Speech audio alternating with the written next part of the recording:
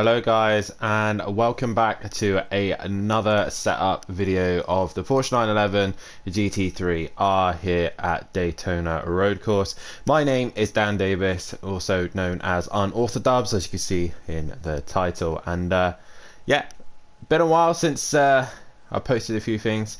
Obviously there'll be a video previous to this, Indianapolis, explaining what's been going on, but yeah, back finally, and hopefully should be posting more videos more frequently soon, so fingers crossed everything goes to plan. But here at Daytona for the midpoint season of the championship at In Play Motorsport.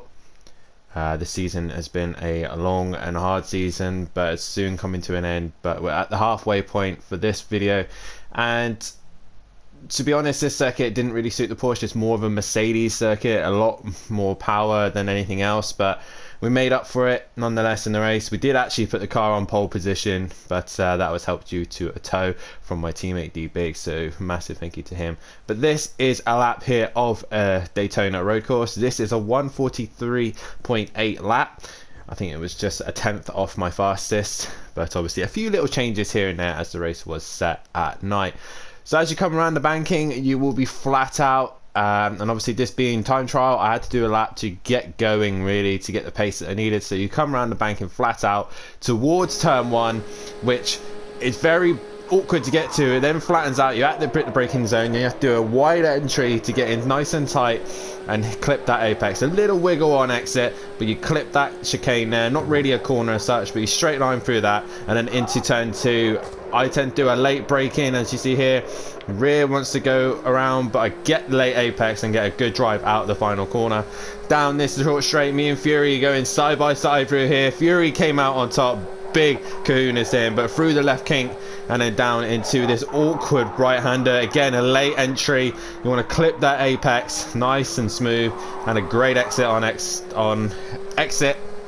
Then down towards the final part of the infield, I just clip the cone there into the inside, clip that curb and try and have a smooth exit. A little wiggle, lost a bit of time there, but onto the banking. That will hurt you as you get onto the banking, as you will lose all the speed you've just gained through there.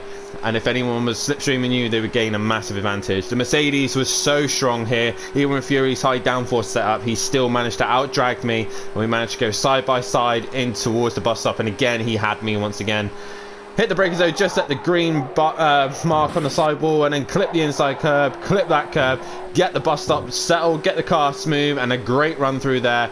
If you get a nice fast run through the bus stop, you should be all nice and settled down the banking. And again, depending if you're following a car or you're being chased, it all depends on the tow. The tow has been so strong here at Daytona, but that is a lap here at Daytona Road Course, and if you've done a smooth, consistent lap like that, then it should give you a lap time of a 1:43.8. So that is a lap of Daytona Road Course, and yeah, it's the massive different changes is here from the last few seasons. It keeps changing. We've had wet weather, we've had dry weather. For this round, it was actually a night race. So I actually ran softs. In this setup I ran the hards just to get the lap time, but obviously due to the cooler conditions I ran the softs, and I still managed to do a 43.7 I believe I did with the tow. But yeah, and here is a outside view of that lap.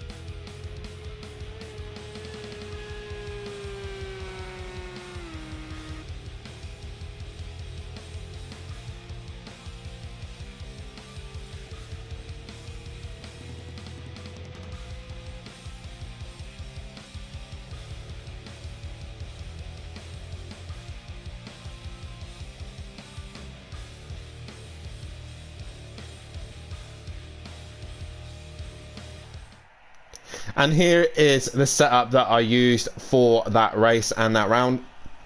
A few little changes, obviously, due to the fact that we are in time trial. Obviously, the conditions are different due to being a little bit hotter. The track temperature is at 54 degrees, for example. So I ran with the hards in time trial, but due to it being a night race, I actually ran the softs. The softs, I find the Porsche doesn't seem to be so great on. It seems to be better with the hards, but it depends on the weather conditions and how things pan out. So sometimes it's better to run softs or hards. But for time trial, I ran the hards. Brake pressure, a little bit lower this time. I'm not sure why that I went lower, but it just seemed to feel like the brake pressure seemed right. It feels comfortable. It didn't feel like I wanted to lock up into many corners. Brake balance always stays relatively the same, and the same with the brake ducts. I've probably closed them a little bit more just to get that little bit more straight line speed. Downforce 1 and 4 as low as I could possibly go without risking damaging the infield section and the bus stop. So obviously low downforce at the front and possibly a bit more on the rear. So 4 was about right. I still had enough straight line speed down the back straight, but still enough grip on the infield to gain enough time. Suspension, again, I very rarely adjust this. Only the rear was really changed a little bit due to the banking. I wanted the rear to be a little bit higher, so a little bit more rake, and also the front as well. So the car was slightly higher due to the fact of the banking and the bumps, so that was changed slightly. But other than the center, like the steering ratio, the toe, the anti-roll bar, relatively the same. A little bit softer on the rear, again, just due to the banking and the bumps. Bump stops and all that lot were raised. Obviously, again, bumps and obviously absorbing the banking and trying to make sure the car didn't bottom out was all risen up so that I could gain as much time on the banking as I possibly could on the Mercedes.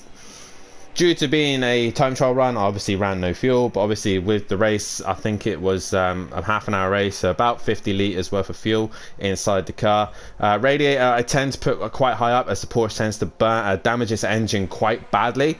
So in hotter conditions, the engine damage gets quite high. So I have the radiator wide open. But obviously, due to being time trial, and I'm only doing 1 lap, I closed it right down. Engine braking down at 2. And those are the ECU settings as well. Traction control at 10% and ABS at 80%. And finally, the differential. Slightly different than normal for the differential. The power and coaster were a little bit different this time, and the clutches and also the power ramp as well, due to obviously I'm looking for straight line speed more than anything. So a few little changes here and there. I really hope this has helped you guys out. This Daytona setup seems to have worked really well for me at this circuit. I hope next season, if we do plan to do a hot race, then or a summer race, then we do plan to run the hards, and I should find a little bit more pace again in the car. But nonetheless, this was a decent setup, and I hope you guys will suit this to your style as well. Give it a go, give it a try, and I hope that maybe this will help out anyone who runs the Porsche for next season. But for me and for this Daytona setup, it's goodbye, and we'll see you on the next one.